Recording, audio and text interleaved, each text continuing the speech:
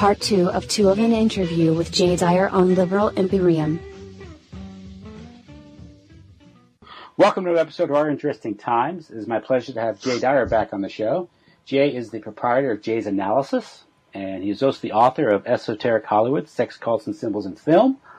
A very important book that I urge everyone to get out, buy, and read. He's also the host of Hollywood Decoded. Yeah, so this book is confusing. You should read it. I think you would really find it fascinating because you don't really get a clear picture of, and maybe that's because they weren't sure exactly what they wanted to do with Nasser. You get the impression that it was kind of a wargaming scenario. Mm-hmm. And I think that what the thesis of the book is that that in some cases the CIA might want an apparently independent actor. Yes, like a Castro. Yes, yeah. Exactly. And that's why even Copeland says about midway through the book, yes, this is very confusing because we can't figure out exactly what the CIA's role to Nasser is. And maybe he was, prevented from exactly saying what the role was. But basically you get the impression that there was an older model of maybe we could try Arab nationalism or pan-Arabism. And he backs up the thesis of William Engdahl that they wanted a Muslim Billy Graham. So they thought, well, maybe Nasser could be that character. Maybe he could unite these warring Arabs. We'll give him a shot. Yeah. And so they had this period where they supported Arab nationalism. They fomented the coup in Syria in the 40s to bring General Zaim to power. That was, I guess, Copeland's first operation, the coup in 1949. It didn't go well. It didn't last. That coup fell apart pretty quick. And so they moved on to try different, more sophisticated techniques in Egypt with the character of Nasser. So they gave him a lot of money. They sent in all of these consultants from all these different marketing outfits. A lot of Madison Avenue would go in and tell Nasser what he needed to do. They gave him a giant business plan. I'm not joking. It's a business plan of phases of what he could get done within, like a 5-year period. And they were collecting probably huge fees too in the process. Sure. Arthur Little Consulting. I can't remember if he mentions Walter Lippmann or not, but it's that kind of stuff. Well, wasn't Copeland's cover a consultant? Yes. Yeah. So he was, because he officially left the agency like in the mid '50s or something. Mm-hmm. And so there you go. Right. Yeah. And one of the most telling sections is page 119 to 21, where he discusses the 5-year plan. So Nasser had a 5-year plan. The consultants told him that it wouldn't work, and what they did was they actuaried Egypt out to the year 2000. And they had figured out that I'm not joking, in order to implement population control and birth control, it would take till about the year 2000. And the reason for that is that they would have to bring a period to where Egypt would be industrialized and experience a lot of economic growth and surplus, and then they could introduce the birth control and population control, but only after the economic success and excess. Sounds like the United States. Exactly. So this is a big admission, a big puzzle piece into figuring out that the long-term goals are really what matters. The long-term goals are actuaried out to where if a nation is experiencing a rise in economic surplus growth, industrialization, et cetera, that may not necessarily be for the good. But of course, most people are not going to figure that out. They're going to think, this is for our good. Our leaders love us. They are, industrializing us. They're bringing us factories to help us. No, actually, this is the preparatory stage for the next phase, to where the introduction of the abortuaries. This is the stuff that you and I have talked about so many times, that what's the real goal? vaccines, and abortions. Mm-hmm. And that's literally what Copeland admits here. I remember back in the 94? The UN Population Conference was held in Cairo, Egypt. Yeah. Oh, wow. Right. So why Cairo? Well, Suez Canal. Why Egypt? Egypt is the major Arab power. Egypt is a strategic location. Egypt has mineral, oil, etc. Does he address the Suez crisis? The Suez in the 57 when the yes, he does. What does he say about that? How Eisenhower pulled the rug out from under Israel, Britain, and France. Okay. Actually, he says, believe it or not, he says that it was not a big deal, and they didn't mind Nasser doing it. He says because it was done to make Nasser look good. Yeah, that's why I always figured it was fishy. Yeah, he says the CIA wasn't worried about it, and they weren't worried about the Soviet arms coming to Nasser either. I mean, what's he going to do with them? I don't know. Oh no, he's got a MiG. He's got a few tanks. That's what he said. He said, what was he going to do? Yeah. He said, so a lot of stuff was made a big deal of in the media that they didn't even care about. And the tanks were probably made by Ford and General Motors anyway. Exactly, right. It's like they built the plants. I mean, right. Another couple telling sections is the chapter on terrorism. Chapter 9 is just phenomenal in its admissions, Nasserism and terrorism. And he says that a lot of people were upset by the possibility of Nasser using terror. He says, it didn't bother us. He said, Americans don't like terrorism, but it plays an essential part in the West's own operations against recalcitrant Afro-Asian leaders, but we conceal this fact. Direct quote from Copeland on page 203. Now you're thinking, what? Now, not your audience, but the average guy is thinking, the West conceals its use of terrorism. What? We're fighting ISIS. We're fighting Al-Qaeda. Well, listen to what Miles Copeland says about the terrorists. Who's the terrorist? He says, well, look, the fanatic, he says, is a loser. He says fanatics are losers, but guess what? He says they're useful losers. They're very useful losers. Why is that, Miles? Well, fanatics sooner or later make a nuisance of themselves, and that the majority then clamps down on them, paying whatever price it takes. In the hands of non-fanatical leaders, however, fanatics are a weapon of flexibility and finesse. He's talking about terrorists. Yeah, there's this pragmatism again, right? Yes, he says terrorists are beautifully expendable. Page 204. Yeah, another interesting. It's why, Carlos the Jackal, Osama bin Laden. Yes, it's all the assets of. Another interesting point is that the changes in Egypt were brought about through movies. He says that a lot of Egyptians would watch Hollywood movies, and they thought that that's how the average American lived. Like every American lives like James Bond or Rock Hudson or something. They live this fabulous lifestyle. And he says that this is partly what convinced them to shift out of the older Egyptian traditional, somewhat feudal society into the industrialized Egypt society. Why can't Egyptians be more clever, more sophisticated like Americans who are immune to these things?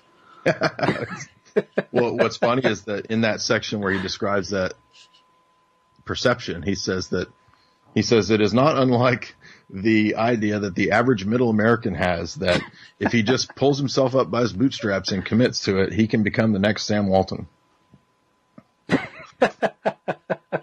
Well, why can't any American sign a deal with David Rockefeller and the globalists? Exactly right. to work with Maoist China to provide low prices every day. That's fun. Yeah, but that's the myth. It's this, the self-made man myth. The self-made man, right? I mean, obviously, in America, conditions are such. If you are industrious and hardworking, you can usually provide a pretty good life for yourself. What you're saying is that this idea you become that there's we live in a meritocracy where or that you can be the president if you're a good guy who worked hard or any of that kind of crap that I was told when I was in high school or public school. Yeah, and we see these in movies like where a good man accidentally becomes president and he changes everything. What was that movie Dave? Where it was like the Prince and the Pauper. I remember that. Where all we need is a decent man in the White House. They'll just change everything. Yeah. Well, I like the. He's what does he say? He says he likens it to becoming the CEO of General Motors. He says that this lie is very powerful. Mm-hmm. He says, and it gives rise to the idea that anyone possessing any modicum of intelligence can rise from a sharecropper's cabin to become the president of General Motors. He says it's just not true. And then he goes on to say, this is something that you and I have talked about, and I got this from I think it was Stephen Dorrell's MI6 book, but he repeats it and he says that the CIA doesn't generally worry about coups, because if they see it coming, he says that really all you have to do is make sure that if let's say you've got terrorists or a terrorist coup or something like that, he says just put the guy that you want in charge at the end. Yeah. So it doesn't really matter. If you know where the trend's going, just place your man in there ahead of time at the right time, the key juncture. He says at the strategic moment, he can step in and consolidate the gains of the coup. So basically, this is just the tricks of the trade. Mm-hmm. Is what he's saying. And he ends this chapter, by the way, by saying, look, if you have a problem with terrorism, I hate to break it to you, but terrorism is just part of the game of nations, he says. Mm-hmm. And he says they were not worried about an Arab Union because if there was an Arab Union or a pan-Arabism, he says ultimately this would have fallen in line with the West. Yeah, it would have become part of the Masonic West. Yes. Yeah. And that is, by the way, he says, what is the goal of the Pax Americana? He says, liberty, democracy, the fraternity of man. So he literally does repeat the Masonic dictum. Liberty, equality, and fraternity, yeah. So that's the slogan, for it all. He says, but it's still kind of confusing. He says, Nasser was used as a kind of games experiment where we would play him off in different scenarios in war games with the Soviets. Was Nasser aware of this? He says, and I'll quote what he says. He says that Nasser himself figured this out, and he says that there was an opening for a role, and that he was I'm not joking. Quote, he was the right actor for the role at the right time. Miles Copeland says, that's exactly why we like Nasser, is that he understood that. Well, all the world is a stage. Yes, I think Copeland says something to that effect too. He says that another reason why they didn't mind all of this is chapter 12, they didn't mind all of his Soviet talking points, was that he was a big, how does he put it? Nasser was perfect for the big pipeline companies. He basically says as long as Tapline, Arabian American Oil Company, Aramco, and Standard Oil of New Jersey and Standard Oil of California, as long as they were getting their pipelines, it didn't really matter.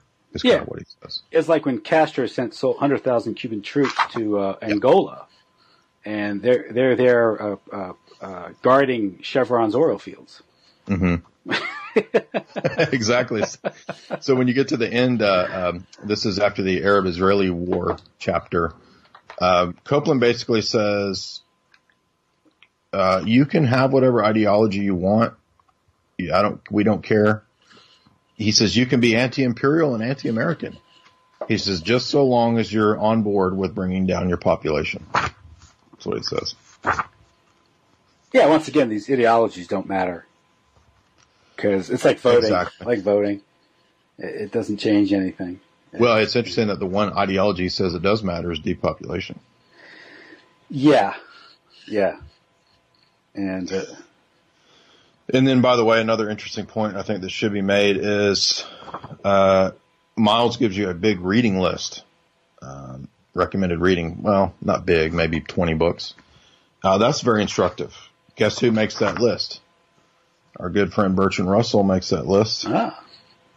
And CFR books, publications make that list. The RAND Corporation makes that list. Herman Kahn, Technocracy. Yeah. RAND Corporation. And books on ecology. So that's who Miles tells you to read if you want to understand the world. The book, by the way, is written for guys who are going to be CIA operatives and for corporate people. The book, he says in the preface, he says, if you're going to find benefit in this, if you are working for a corporation and you want to understand the Middle Eastern mindset and how it works. So this is corporate people. This is corporate government, corporatocracy here. Yeah, weaponized anthropology. Mm-hmm.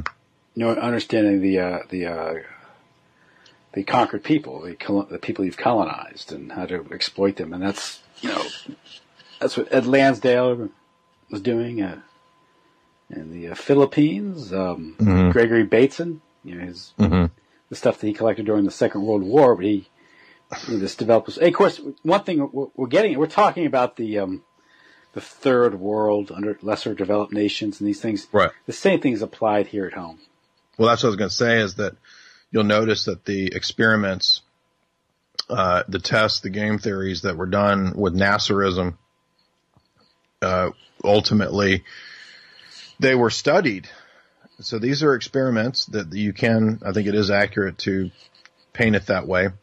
And the experiments are done for the purpose of controlling the target population. Mm-hmm. So just like we've talked about with Phoenix program, Copeland is essentially saying, he's not going to say in the book, this is all to destroy America. But he's going to say that, this is for the better maintenance of the Western world and the global democracy and all this stuff, which is essentially the same thing. Another flowery way of saying the same thing. And this is really, Karibko kind of came to the same conclusion that the operations, the covert black operations and the regime changes and the coups and all this stuff that's been done all over is ultimately to synthesize the information to have one overriding game plan for the management of the human population. Yeah. And that's, you get that, through, entertainment, sports, you get that through, controversy that, the left-right, dialectic or paradigm will give in these things, to absorb our attention, to excite our passions, to misdirect us, which is most important, to distract us. Yeah, this is what Copeland says about why he liked Nasser so much is that rather than understanding Nasser as a president or some sort of like a figure who's really interested in nationalism, Nasser is a CEO, is a better way to understand it. Mm-hmm. And if the CIA doesn't ultimately like where Nasser goes with things, they'll fire him, i.e., a coup or something to that effect. But yes, so the business phase model, I think, is accurate, and it's better to understand these figures as corporate heads. And that's how the world is run. Yes. And that's how, even here at our state, our fixed elections, our controlled media, not just the news, but the entertainment, the movies, everything, the manipulation of the cultural perception management, which is done through the control of the media, which, going back to the Anglo-American establishment, how he spells out how that's done. Mm-hmm. Through, revolving doors and, rings within rings and, these things through the newspapers, through the governmental agencies, even the universities. The universities are part of this complex. Absolutely. Yeah. I think it's, what Copeland says about the report from Iron Mountain is that he said, I left the War Games Center, and this is people like at Rand and people from Rand. He mentions Herman Kahn. He says, when I was not at the central hub of planning, I guess when he's out doing his quote consulting, he says the report from Iron Mountain satirized this. He says, but it basically just continued in the universities. Yeah. He says. And also the destabilization, because I do think a lot of the riots that were witnessed here in this country back in the 60s we've had revelations regarding MK Ultra and the connection to Vacaville Prison and the Symbionese Liberation Army being an intelligence operation. A lot of these stories, even Black Power was supported by the Ford Foundation. Black Panthers were radicalized by agent provocateurs. These things are all part of this an alchemical program to fundamentally change society, to disrupt it, make it fearful, to exploit the politics of it. Politicians did this. Nixon did this. Every politician exploited it. But above them, they were looking to fundamentally change American society. And yes, they have succeeded. And this is because I think was it this? You also mentioned the changing images of man. This thing out of SRI. Absolutely, yeah. That's a perfect example of the coalescing of this kind of research. Mm-hmm. I mean, changing images of man is not based on Miles Copeland's regime change. No. It's basically a kind of ethnography or anthropology. It's definitely weaponized anthropology. Exactly. Yeah. Right. And it's the idea of altering man's view of himself, which, by the way, is what all of the other globalist characters that I will be doing in this series discuss. Wells discusses it. Bertrand Russell says that the great thing about Darwin is that Darwin was the nail in the coffin of man's dignity. That's right. So, I mean, this is just these people are just so sick. But we're just a naked ape, as the book. Yeah, right. And the only reason really ultimately that Newton and Copernicus and Galileo and these figures are praised by Russell is that they had the effect of removing man from his pedestal and placing him as one meaningless dot within an infinite universe, right? Which the universe was not previously viewed as infinite. Now, of course, man is just a sort of a meaningless emergent creation of the meaningless emergent universe, which has no purpose or meaning. And again, all those figures were instrumental in that ideology. But again, this is a crafted and marketed ideology. I mean, these characters like H.G. Wells, and even to a large degree, I'm convinced Bertrand Russell. I mean, yes, he was a philosopher and a logician and a mathematician. But he's much more of a propagandist than we might think. And when you're reading Wells, you read The Open Conspiracy, he ends the book by he talks all this stuff about how to subvert and infiltrate and bring about the world government. And then he ends it by saying, look, why are we doing this? Because you're going to get Star Trek. I promise you, you'll get Star Trek out of all this. Just let us do what we want to do. Come along with us. It's going to be fun. You're going to get a phaser. You're going to be James Kirk. The girls were wearing miniskirts. Yeah. At the same time, however, he does say that, most of you are going to die. So you're probably not going to be James Kirk. But down the road, we'll have James Kirk. So isn't it noble to die for the world government? That's literally what he said. So you start to realize these guys are just propagandists. They're just selling this grand mythology of materialism and progress and it's interesting on Star Trek. Space babes, right? Yeah, interesting on Star Trek. They never mentioned what the world's Earth's population is in the 23rd century. Right. Is it 500 million? No. Georgia God sounds right. The reason all the girls are so hot is they followed that Dr. Strangelove plan to bring all the hot girls into the mine shafts. The underground bases, yeah. The women have to be extremely attractive to stimulate repopulation. At that point, the Russian ambassador goes, I have to admit, Dr. Strangelove, I found your plan particularly interesting. Right. Of course, government leaders are included in this to provide leadership. Yeah. But it's Now, all this is insane, of course, and it just leads to slaughter and death and genocide and a dystopic future.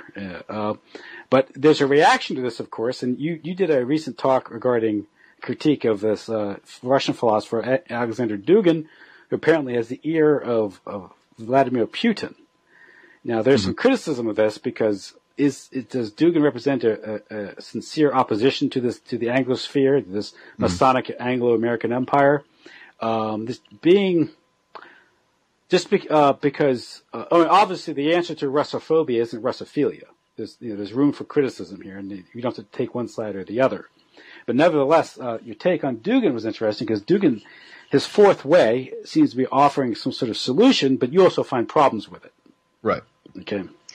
Yeah, and I got a lot of criticism merely because, well, not a lot, but just a couple people who found cause to make the interview the accusation that I'm a Russian agent, which is funny because Dugin's been on many shows, even been on Alex Jones several times. So I don't think that proves that a person is a Russian agent. That's kind of a ridiculous argument.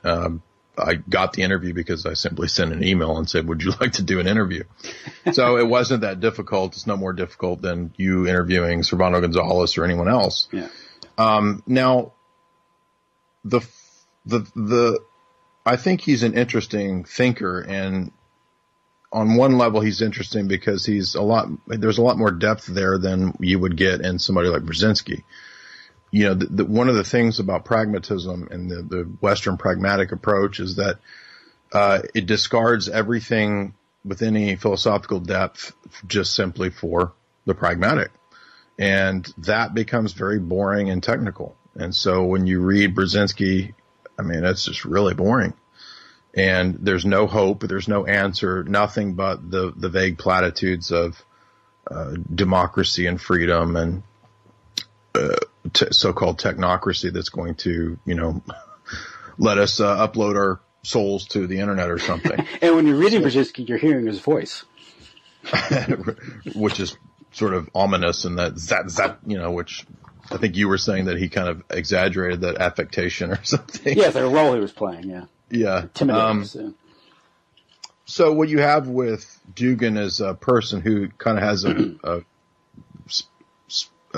spotty background in terms of different movements, different attempts at trying to coalesce with national Bolshevism, trying to start a Eurasian movement to counteract the West. And I didn't really put a lot of stock in any of that. I wouldn't call myself a Eurasian. I don't think that is a real reaction per se. But I am interested in interacting with his philosophy and his ideas. So the first thing that I found positive was I thought his critique of the liberal tradition in the West is 100% accurate. That does not mean that I adopt all of his solutions, but I think his critique is spot on because he's accurate in saying that the end result of radical individualism is transhumanism. Because once you divide from any sort of metaphysical grouping that's outside of the individual, the logical conclusion is that family and gender also become constrictions or infringements upon your liberty, quote unquote. And I think that that's absolutely true. I've argued that for a long time, way before I'd ever heard of Dugin. Yeah. The physical world presents limitations, but there are such things as healthy limitations, like respecting the law of gravity. Right. And so Dugin is correct when he sees and argues that transhumanism is the logical result of Western liberalism. And when he says Western liberalism, he means the traditional Anglo-American pragmatic tradition. That's what he's talking about. He's talking about Adam Smith, John Locke, Jefferson, Franklin, all of those characters lumped under the Enlightenment and so forth. So Dugin is very anti-Enlightenment. I think that so what is the fourth political theory? Well, the idea is that because of the first, when he lists the three, he's talking about communism, fascism, and liberal democracy. And he says these three are the ideologies of the 20th century. Two of them have died. There is no more Marxism, and there is no more fascism. Those are dead ideologies. They're not going to be resurrected. The only thing that has lasted that won was Western democratic liberalism. That did win the 20th century. It defeated the Soviet Union. It defeated all of its rivals, communism and fascism. So now we're at this stage, he says, where we are post-ideology and we're into the postmodern period. He believes that is the logical result of Western liberalism. I would agree with him there. That's why techno-dominance, techno-nihilism is kind of the phase that you go to after democracy. Democracy is inherently self-destructive, essentially. So he sees it as something that just completely and continually divides and divides and divides and divides until even the individual is conceived of as having to divide himself and reappropriate himself into some technological form. So in other words, bodily modification through technology, implants, bionic arms, et cetera, et cetera. This is where we're going because of the logic of the system that we've adopted in terms of postmodern techno-nihilism. And he's absolutely right there. He cites the figures like I've cited many times, Jean Baudrillard, different philosophers who predicted this. And so anyway, Dugin finds then influence from characters like Carl Schmitt, from characters like Martin Heidegger. And so I think in many ways you could argue that Dugin is somewhat Platonic in his perspectives. He does believe that there are real metaphysical categories that bind us.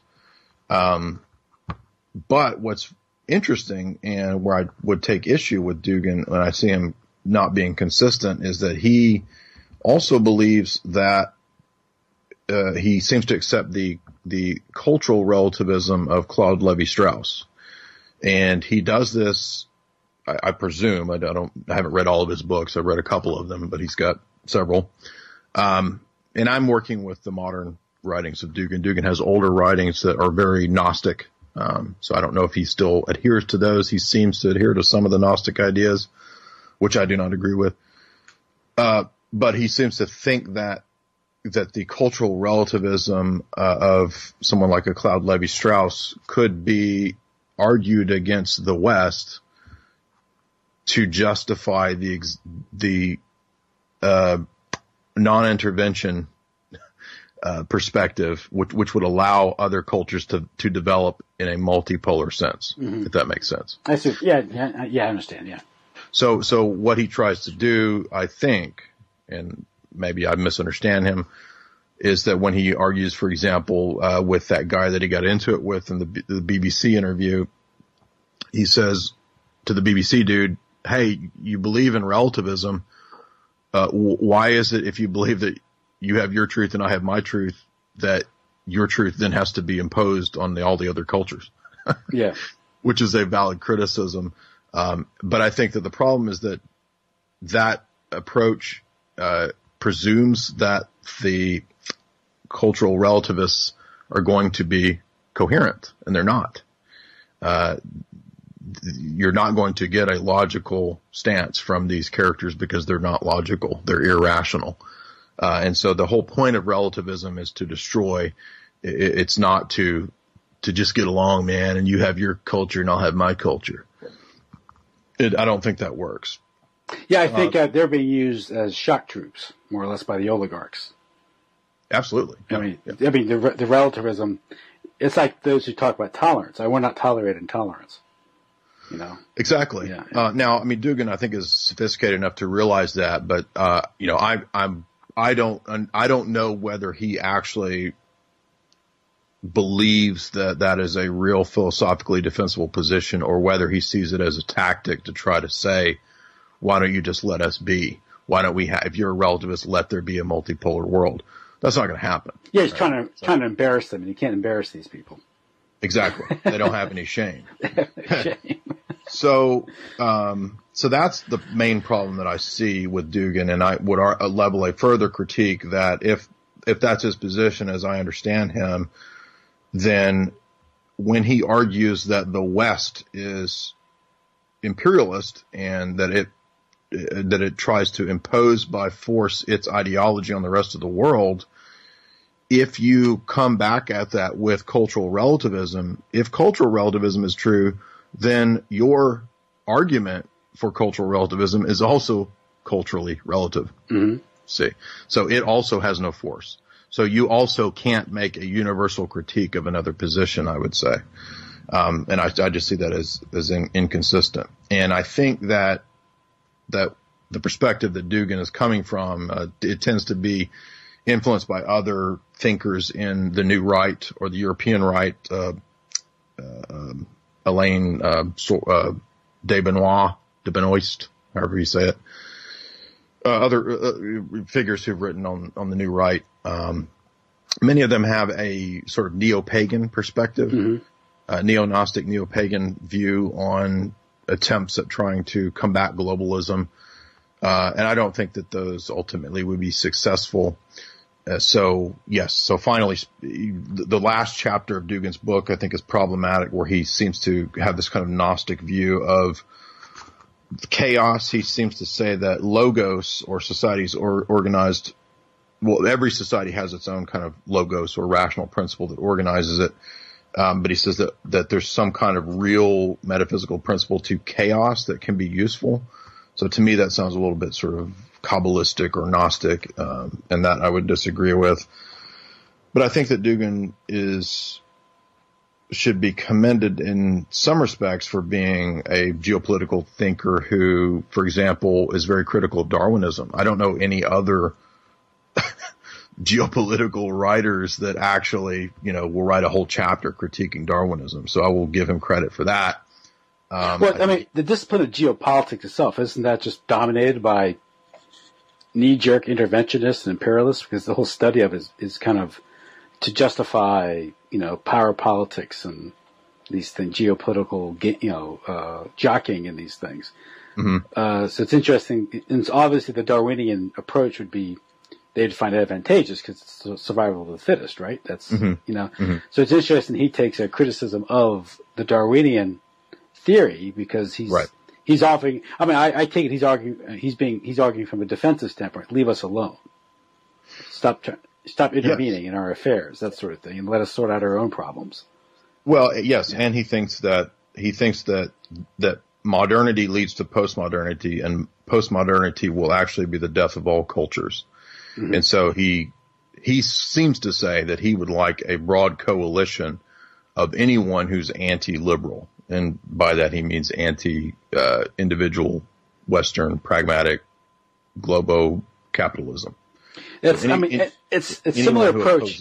Yeah, it's a ssimilar approach that E. Michael Jones has taken when he's talking to the Iranians about the Great Satan. And he agrees with them. Dugin would be for being pro-Iran as opposed to anything pro-Western. Absolutely, I think you're right there. Yeah. I just don't think that you're going to ever find a coherent coalition amongst some kind of cultural relativism or through some kind of weird Gnosticism. I mean, ultimately he's also influenced by figures like René Guénon and Fritjof Schuon, the traditionalists or the perennialists. And the problem with traditionalism and perennialism is that it very quickly devolves also into just relativism and Gnosticism. Mm-hmm. And these are ultimately ineffective. So I think that Dugin is trying to borrow maybe from too many wells. He wants to have ideology borrowed from Gnostic writers, ideology borrowed from Bolsheviks, ideology borrowed from perennialists and aristocrats, Julius Evola, fascist ideologies borrow. I mean, there's just, and at the same time borrow ideas from Byzantium and Orthodox writers. So I don't think that all of these it turns into a big mush pile. It's ecumenism, which is... Well, Dugin would be anti-ecumenical. He would see the ecumenical movement as a Western Rockefeller ecumenical project. Mm-hmm. to destroy other cultures and religions. And he's right about that. But what I'm saying is that his solution, in my view, is still too syncretistic to really work, I would say. Well, would reviving Russian traditionalism and orthodoxy, wouldn't that be sufficient to create a bulwark against the Masonic, West, the CIA, these things? And Dugin would say that he would have no problem. I'm saying what he would claim. He would claim to have no problem with America having its classical classical non-interventionist tradition. So Dugin would be fine with Jefferson and Franklin and the Bill of Rights and all this stuff, as long as America wants that for America. But when America tries to export that to the Middle East and to Russia or wherever else, that's what he would have a problem with. And he's trying to say that on the basis of cultural relativism. You have that for you, that's fine. If that's your Western Anglo tradition, you have your Western Anglo. But see, this is one of the problems with all of the traditionalists.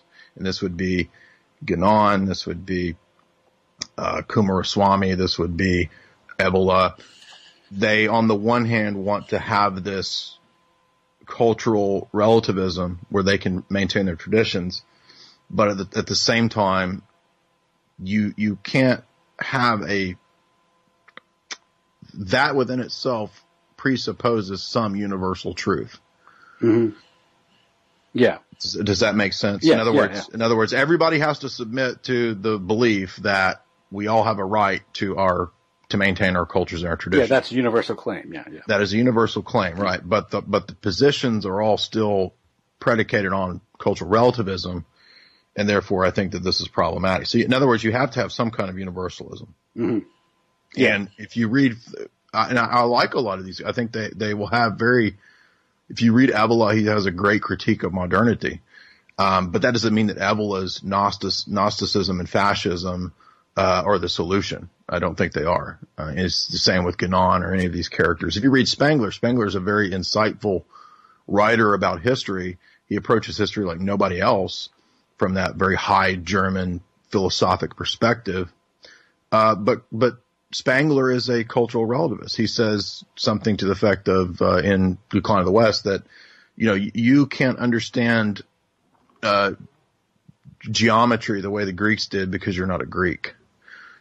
And I think that this is just ultimately just doesn't work. I mean, the numbers that we use are the same abstract principles, right? That the Greeks use. So there's an attempt to oppose Western universalism that tries to step back into some form of regionalism or provincialism or localism or traditionalism, quote unquote, that doesn't work, I don't think.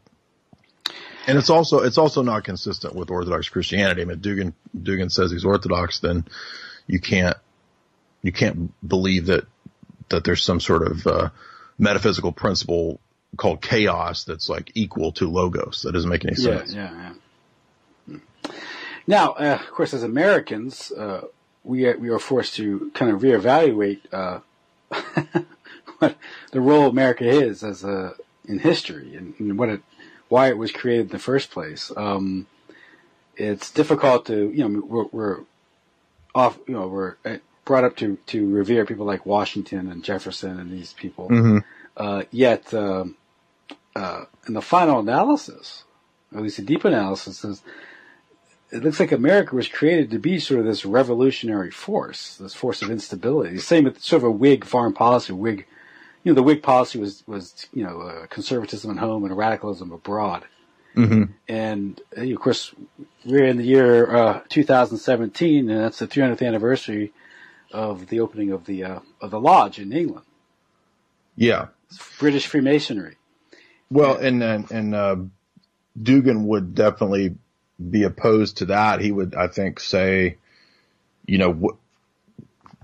this ideology is at once universal and destructive to. By the way, this is another interesting point that he makes, is that he says that this is also destructive to ethnicities. Mm-hmm. He says that the Western ethos of what it's become is resulting in ethnocide, and that cultures are self-destructing. So it's unique because it's not a traditional form of warfare where it's, one culture just wiping out the other one. It's an ideological virus. And he quotes the Stephen Mann guy from the Pentagon saying that the ideology of American democracy, quite literally, this is a direct quote, is a virus to destroy all other cultures. Yeah, and we have what the term creative destruction is used by, who was it? What's his name? That neocon, I forget his name. Well, is it Stephen Mann? I mean, no, it's not Stephen Mann. It's, he's a neocon. His name. If you said his name, I'd get it. But yeah, the term actually that comes from Schumpeter, which he applied it economically, but they apply it geopolitically. To going in and destroying a country, and I guess getting the contracts to rebuild it. They call it creative destruction. Mm-hmm. Ledeen, I think Michael Ledeen. Oh, okay. Yeah. That concept. But it's because what we're getting at here is a project that's centuries in the making, and as mere mortals who live 70, 80 years and have to live day to day and work and take care of our affairs, it's how does one contemplate, understand these things? Like when I'm getting at America's land of the free, home of the brave. It was a revolution. It broke away from the British Empire. Yet, in the final analysis, it seems to be an adjunct to the British Empire. Yes, that was what the CFR and the Milner Group planned to do. And so I think that it could be appreciated in Dugin that he agrees and says the same thing as the sort of Heartland, Rimland, Mackinder theory, but he claims to be from the opposite perspective that yes, that division of the world into these kind of regions might be accurate, but that the land power has this is why he likes Carl Schmitt and the idea of nomos, the law of the land and so forth, that the land power tends towards metaphysical stability in the worldview, and the sea power, because of its focus on mercantilism and monetarism, is by its very nature tends towards sodomy and usury and trade. So mammon, it worships mammon. I don't think anybody can deny that the city of London is organized around global mammon. Mm-hmm. That's its god. So I think he's accurate in all those analyses. I just don't agree with his solutions ultimately. But he's also useful for a good analysis of contemporary Russian politics. If you read his book, which I'm not completed it, I'm a good ways into it now, Putin versus Putin, and his other book, Last War of the World Island, the Contemporary Geopolitics of Russia. He's got very enlightening chapters on the fifth column of the CFR globalist influence in Russia. And I think that that's a very insightful window into understanding who the characters are, the Carnegie endowment in Russia, the CFR publications in Russia, the different characters in Russia who, through the Fortune 100 and through different entities, do have a very powerful influence in Russia, unfortunately. And then Dugin seems to argue that Putin is a figure who would like to see Russian nationalism continue, and that he would not. Dugin argues that he has actively taken steps against the oligarchs, which I'm sure most people are familiar with the idea of the Russian oligarchs. Mm-hmm. I'm sure deals were struck. I'm not saying that this is all good guy, bad guy. But that he doesn't completely want the destruction of his country. And I think that the oligarchs do want that. Which would distinguish him from like Angela Merkel or Macron in France or something. Right. But Dugin's book is also a critique, because he says that ultimately he finds support for Putin justifiable, but that Putin has not, been consistent. As you'd expect from a politician. Good point. Yeah. But yeah, the idea of Russia being infiltrated, well, that, after the 90s and the takedown of Russia, the raping of Russia, but even before then, I mean, David Rockefeller had landing rights in Moscow in the height of the Cold War.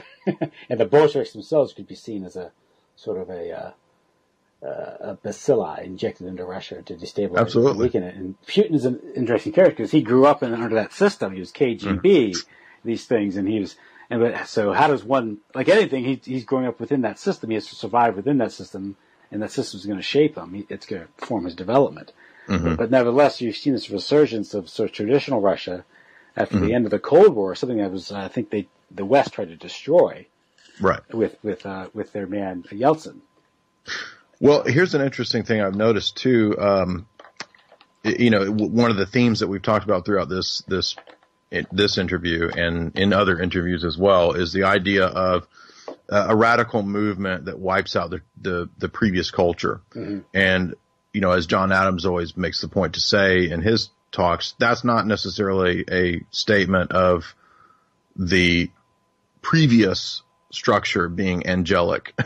It's just a statement of moving things in a new direction. And so what we've learned from the Yale support, the Skull and Bone support, the OSS support of Mao was that Mao's Cultural Revolution had the effect of destroying traditional Chinese culture. It's not a statement of affirmation for a Chinese emperor. No. It's just a statement of destroying that culture. Bolsheviks, exact same thing, right? Destroying that culture. What we see with the Frankfurt School and these characters and what they're doing with the social justice warriors now in America is the same thing. And you're seeing that exportation of that so-called liberalism to the Ukraine and to Russia, right? When you look at Pussy Riot, when you look at the extension of all the gay rights and all this kind of stuff, it's the same thing. It's the same model of trying to wipe out what's there before, which is exactly what Miles Copeland said, to wipe out. This is the NGO complex that Patrick Henderson has written so much about. Sure, to wipe out anything, but what the NGO complex has to use is total degeneracy and just aesthetic terrorism. Yes. Some have put it. And the language of human rights, of course. Equality, fraternity, they use that language, and you get this degenerate behavior being promoted in Russia, in Hungary, and these things. There was a huge protest. It was in Ireland today. I saw this headline about their restrictive abortion laws. They've been liberalized lately, but now again, this is what's happening. Is Ireland has been updated. They bring in the degenerate Western culture, destroy. Right. Of course, the destruction of the Catholic Church in Ireland, I think, was part of that. With scandal, absolutely, the infiltration of the church, the scandalization of the church through these sex scandals. They had to weaken the church first before they do to weaken, to penetrate Irish society. And that's another example of a country being relatively poor but pleasant. They got rich, and now they're falling apart. Yeah, and it was a few years ago that the IMF was, talking to Russia or to Ireland and saying that they would have to restructure. All this garbage. Yeah. And they have an example of Iceland where they just told everyone to take a hike. And their economies recovered because they realized the bankers' debt wasn't the people's debt. Imagine that. Yeah, and who was I reading that was talking about austerity? I can't remember, but yeah, this is where the austerity comes in. As you see, it was in the Tavistock book that they'll alternate the phases back and forth. Well, we talked about it. They'll go from a period of prosperity. Oh, you produced him, you overproduced. Time for austerity. Yeah. So it's kind of back and forth game that's played, but I think it's also part of the psychological warfare too. Yeah. Right. Financial warfare. Finance is warfare. I mean, it's yes. Yeah, the way it's obviously the way the banks and these crises are created, fomented, the pump and dump scheming that occurs, and the whole scam of health insurance, the Wall Street, and the 401ks, and these things. It's like my wife just took a part-time job, and they had a mandatory. She used to give like 5% to her retirement. You know, Bull of Wall Street loves that. It's a tax to pump in money into Wall Street because it goes. You know, it's like what if she doesn't want to? But you know, it's of course it's tax deferred too. That's another thing. The same thing they do with everyone's talking about indebtedness of cities and municipal bonds. Well, the one reason why these cities are able to market these municipal bonds and dry out the debt for so long is because they're exempt from federal income tax. You know, so yeah, if you and really it's the rich people that buy the bonds. You know, and you've money, you can buy a bunch of bonds and you're going to get that 2-3% tax free. It's worth a lot to you. But what this does is this subsidizes municipal corruption because the governments are horribly corrupt and inefficient and bloated payrolls and these things. And eventually it goes bankrupt and then they get to lay off a bunch of workers and then the infrastructure fall apart. Like the water system up in, what was that town? Up in Wisconsin where they have the lead in the water. They can't even maintain the infrastructure anymore. At the same time, you're spending, $10 million of missile and firing into Syria for no particular reason, Yeah. Well, I think the point is ultimately that there is a unified agenda, and that the last thing I'll say on Dugin is that I think he's right to try to look at the root of the ideology that is so destructive. And the root of the ideology is the end result or the presuppositions of liberalism, which is all the many things that we talk about, naturalistic materialism, the idea that the individual is the measure of all things, the idea of generic ideas of progress, the assumptions of evolution, et cetera, all these things that are unfortunately now embedded in Western thought, which I mean, it's not really that this is necessarily characteristic of the West because it's the West. I mean, these are just terminologies that are used to describe locales. I mean, conceivably, America could be a land power, right? I mean, that's right. Largely land, right? But it's called a sea power from the standpoint of geopolitics, yeah. Right, yeah. But the part of the problem, I would say, with the American ethos, is that within its presupposition, or within the idea of what it is to be American, you have a fundamental contradiction between, on the one hand, claims of universal principles, rights, these kinds of things, and at the same time, contradictory claims about what it is to be a nation, what it is to be a people, that can be based around rational propositions when that's never been tried in the history of the world before. That's right. It's not you're not dealing with a region, a land, an ethnicity. It's a proposition nation. That's right. Yeah. Inherently unstable. And so you're going to have, within that two paths that this could take based on those two contradictory premises. And what we've seen in the history of America is it going the wrong way, unfortunately, towards the idea of, eventually what the CFR wants and what the globalists want.